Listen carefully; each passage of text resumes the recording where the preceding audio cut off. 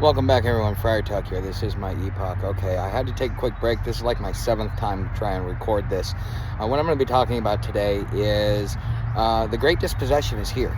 And one of the things I have to keep reminding myself sometimes when I read comments is that most people don't understand what I'm talking about until they actually experience it. Now, there are people here who have been homeless and so on and so forth, and that's not what I'm talking about. What I'm talking about is the Great Dispossession, the mass loss of hope by the American people. And I think a lot of that happened during the shutdowns, and it's taken a couple of years for its ugly head to rear, but we're now starting to see the consequences of it. And so part of what the comment said is like, you're 40 plus years old and you really have nothing to show for it, go get a job. And whenever somebody says something like that to me, I always take offense to it, because it shows me not only how this person says it, shows how I think, it shows also how this person thinks, and it shows the fact that this person probably has never really experienced what I have experienced. And maybe they have, and maybe I'm just, being arrogant and thinking that I'm the only one going through it. And the thing is you're never always the only one going through it. You just happen to think you are. And with the Great Dispossession, what we're really going to see, and we're going to talk about the psychological, the emotional part of it. We're not going to talk about the preparation part of it. This channel has, and part of the whole reason why I created it was to talk about the Great Dispossession, because I follow Billy Meyer, and there was a prediction in which he made that said that after 2020 the superpower USA will no longer exist, that we will go into a world war, and that there will be other things that will happen due to that world war, and then we will also go through a global economic collapse. Well, you know what, we're now in the middle of that global economic collapse, and we are on the verge of that third world war, or at least the way that we call it in society. He calls it the fourth world war, because the 7 Years' War would technically be considered a world war. Okay, so but that's neither here nor there. So let's talk about this statement and what it really means for somebody that is going to go through the Great Dispossession. Okay, because I have lived, in my opinion, I have lived 3 lifetimes in this lifetime. I had the opportunity to overcome a lot of the negative statistics that I was facing based upon the way that I grew up and what I got to experience in my childhood. And I probably don't really talk about it a lot. I may hint around it, and I will never tell you how bad it really, really was. And like the scars in which it left in me, because that is neither here nor there. That is my personal my personal cross to bear, as people will say, as far as what it is that I went through. But I am very proud of myself that I overcame a lot of the negative statistics that I was supposed to go through, such as being a violent person, such as being a lifelong criminal, and being in the judicial system for the rest of my life because of my anger issues and things like that, or the fact that my mom was an alcoholic, and the fact that I have averted drug addiction to the way that she did has been a point of pride for me. Okay, I have, also during the great financial crisis, after I lost everything, I got to know what it was like to lose everything. And there's going to be a lot of people that lost everything in the '08 crisis that will now, after rebuilding their lives, will lose those things again. And it will take a much harder toll, because back then we had hope. We knew that we would come out of it. We had faith in our government that it would fix it. And even though we disagreed with the bank bailouts, we knew it was necessary, or at least thought it was most likely necessary, because we trusted our officials enough to know the bigger picture and how to be able to fix things. Now, there are always going to be those naysayers out there, but I happen to, because I got into the whole free man movement, because I'm a history nut and I love history, and so I decided to follow that. I ended up taking over one house that had been abandoned for multiple years, that turned into a drug flop house, and then the house next to it was where all the drugs were being sold out of, and that was completely destroying a neighborhood. And another point of pride for me is that I went in there and I cleaned it up. I didn't sit there and say, this is what you can do, this is what you should do. I didn't throw rocks at a glass house. I went out there and I did something about it. I did the only thing that I knew would make an impact. And the truth is that you cannot impact the whole world. You can only impact your environment that you have around you. And at that time I was in McMinnville, Oregon, and because I cleaned up both of those houses, the drug traffic and the crime rate and the lack of security and the fact that half the neighborhood was not lit up because of the abandoned houses that were there, because it was at the end of it was a cul-de-sac.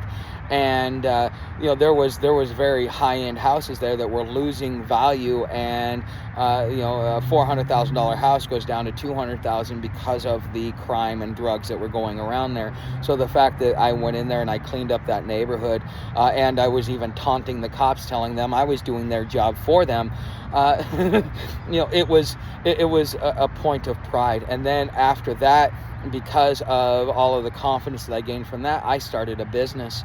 And I was very excited about it. I was very happy. I thought I had finally mastered the art of getting off the streets, staying off the streets, getting my stability, getting all of that stuff together. And I worked very, very hard on myself, getting myself in a better position.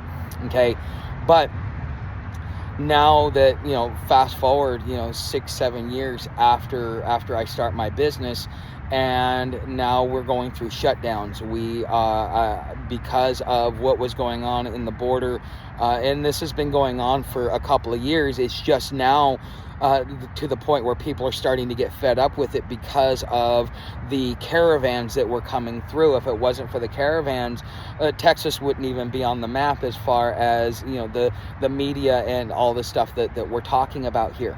Okay, but there comes a point, because after 2008, people had hope that we would come out of it. But how much hope do you have now that we're going to come out of this?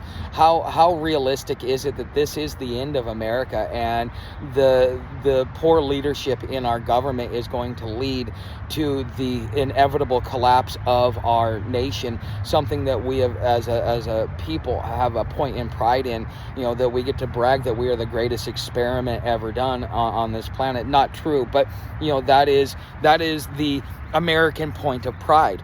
Okay. So what does it look like moving forward? How is it that you are going to deal with this, and what is it that people are going to experience? Because just like during the GFC, there was a large enough percentage of people that were affected by it that it made national headlines, national news, and that it really became something that we look back on as a national trauma, because of how much we lost as a nation, and the toll it took on the people itself, because it's the people that make the nation, not the government. Okay, and now we're back to that point, and we've seen poor leadership and even worse leadership as things go along, and we look at our leaders as batshit crazy, because they know what they're doing, and they're doing this on purpose. But now all of a sudden, if you're one of those people that is part of the great dispossession, because through no fault of your own, I mean, what was the consequences of the shutdown? The speed up of the automation of the workforce. This is something that would have happened over a 10-year period of time and would have been a lot smoother transition, to now we are having a hard transition into it. Okay, what about the implementation of artificial intelligence and advanced robotics into our economy?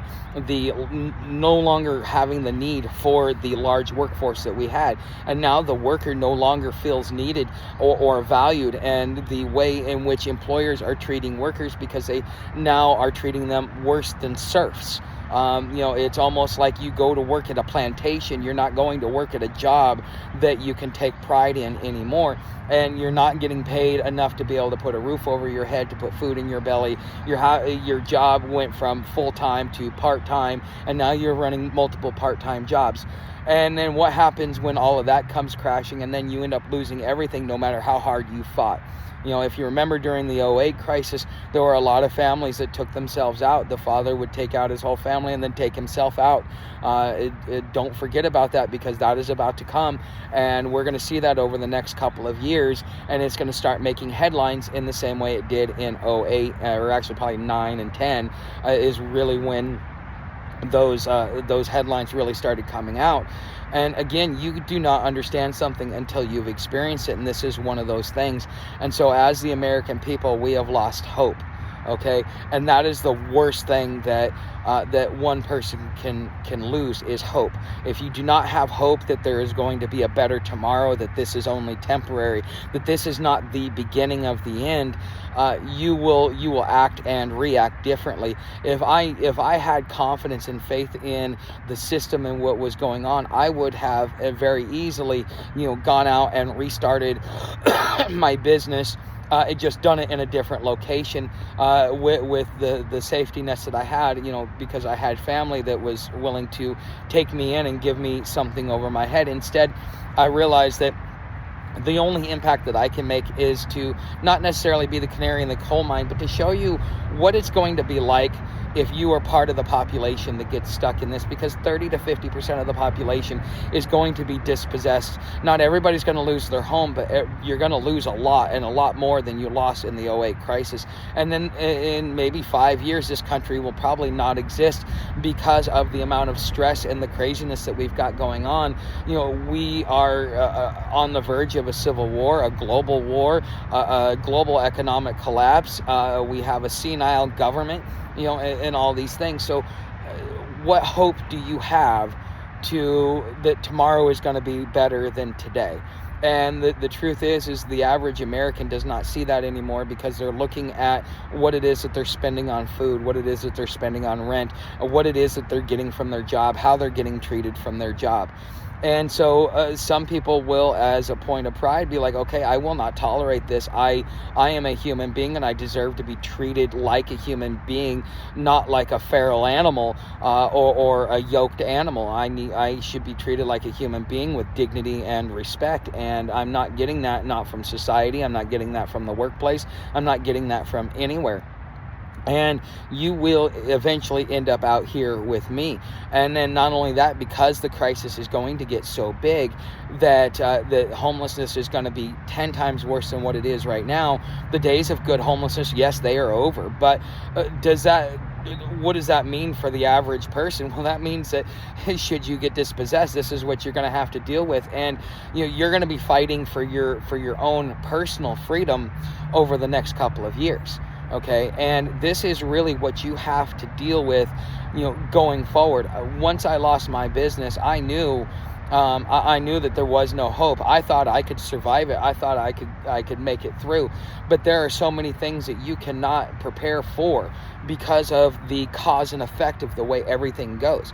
Because we've had these migrants that have been coming across the border and causing an issue in Texas since the shutdowns, and the government has tried arming the people to allow them to protect themselves. But you have those loose cannons that really aren't right upstairs, that have been given access to a weapon that probably shouldn't have access to a weapon, that are now going out there. And in Texas, they have something called angry driving. It's not road rage, it's angry driving. You don't even have to cut somebody off, but they will pull out their weapon and they will start taking shots at you. And I talked to a lawyer in Houston about this because of a case that I got caught up in because of one of my former clients trying to throw me under the bus and blame me for their screw up, because they didn't want to pay the financial consequences. They were hoping that I would pay the financial consequences, which I fought it hard enough to where the lawyer's like, yeah, no, well, you're good. We're going to take you off this case, and we're going to tell them to step up and be responsible for their actions. Okay, but you're going to come out here and you're going to end up in a lot of the same situation I am. And is homelessness a full-time job? It could be. But, I spend 40 to 60 hours a week on this channel, and the money in which I make from this channel is what I use to be able to gather my resources so that I can keep, sharing with you guys how to be able to survive what is coming, how to not get caught up in the negative consequences of this lifestyle, to show you that there is hope and that there is an opportunity, because there's always a silver lining, and keeping who you are is going to be the most important thing, because eventually, maybe not in 3 years, maybe not in 5 years, but eventually the dust will settle and we will have to pick up the pieces and get back to work and start rebuilding our communities. And keeping yourself straight, keeping yourself sober, keeping yourself productive, not allowing yourself to get caught up in the loss of hope. That is the most important things that you can do in this point. At this point, is to really work on yourself, because you cannot affect the whole world. You can only affect yourself. Okay, and there are those that are willing to listen to you, that are willing to heed your warnings, in the same way that there are those that are willing to listen to Billy Meyer and heed his warnings. And those that heed his warnings are trying to pre-position themselves to be able to reduce the overall impact that it's going to have on them. And quite frankly, that is the only preparations that you can make, because through no fault of your own, you are going to get caught up in this. And it's about what you do afterwards that is going to make the biggest difference in whether or not you will be successful, or you will be a statistic. Okay, and I don't want to be a statistic. I work my butt off every day, and I use different reasonings to be able to keep myself on the straight and narrow as much as possible. I have Sam, I have you guys, I have things that I wake up in the morning that give me a reason to keep going, because when you lose everything, and if you've lost everything more than once, the ability to muster up the motivation to get out there and to keep working and to keep plugging away, because I may be 40 and I have nothing to show for it, but that's because that is the consequences of what's coming, and what is happening to me will happen to you eventually in some form or fashion. You are going to bear your own cross, and that is going to be something that as much as you look back on, you have two choices. You can feel sorry for yourself, or you can just, buck up, buttercup, and, try and pave your own way. And this is why I see the digital economy being good for me. But, some people say, well, how is it working for you? Well, it is actually working pretty good. I'm right on pace. The average YouTube channel takes about a year to get monetized. It took me about 11 months to get monetized. Okay, because I started this channel, I guess, in June, not in April like I thought. So I got monetized. I was applying to be monetized in May. So and it took me 3 months to get my first payout. And then, getting my second channel monetized allowed me to, go 2 months without getting paid out. And now this channel is doing so well. And I got to say thank you to Tomcat and all of you who have participated in the success of this channel.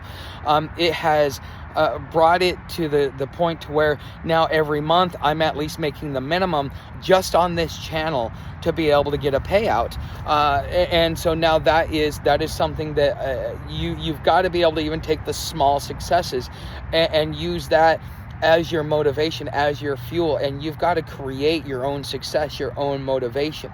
And so, by this time next year, I expect to be able to have somewhere over 5,000 subscribers, and that I expect to be able to make what I would consider somewhat of a livable income, so that I can support myself. Now, am I doing it the traditional way, go get a job? No, I've made my own choice, because I want a certain life, and I want to be able to live life on my own terms. And so many people are too dependent on the amenities of modern society that they forget that at the end of the day, you're going to have to look at yourself in the mirror. And how are you going to feel about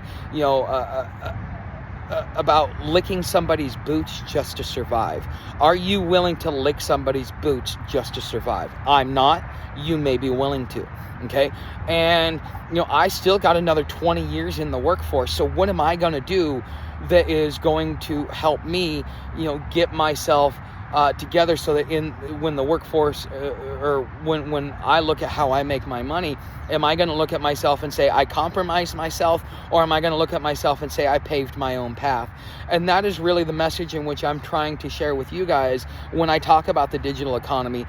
Starting a business takes 3 to 5 years before you break even because of all the unpaid labor, unpaid hours that you put in. It is not something that is instant gratification, and that is something that we as a society are going to have to get used to. That instant gratification is no longer there. It is like less than 1% of all channels that are monetized have had the instant success, and those people, they had their success, and great for them. But the average person, I am in the top 10% of YouTube content creators, because 90% of them don't get monetized.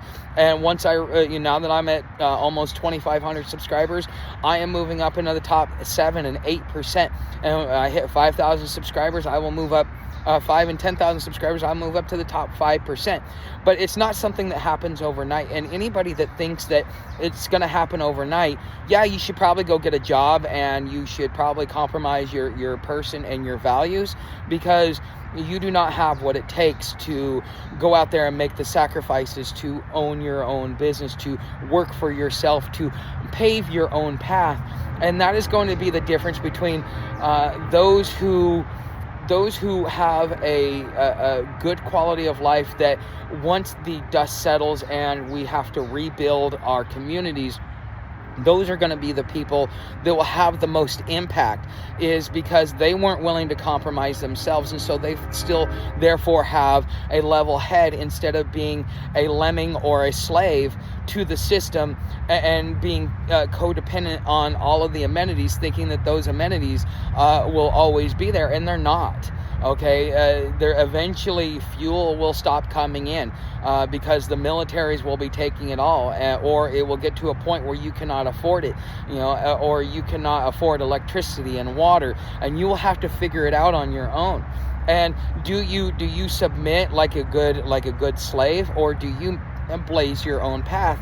And so a lot of those people that will say, what do you have to show, what it really is saying is that these people will probably never make the necessary sacrifices to stand on their own 2 feet, because they're going to be dependent on somebody else to go out there and make it. Now, you may say, well, Tuck, you asked for donations in your tip jar, you asked for people to watch your videos, you are reliant on everybody else.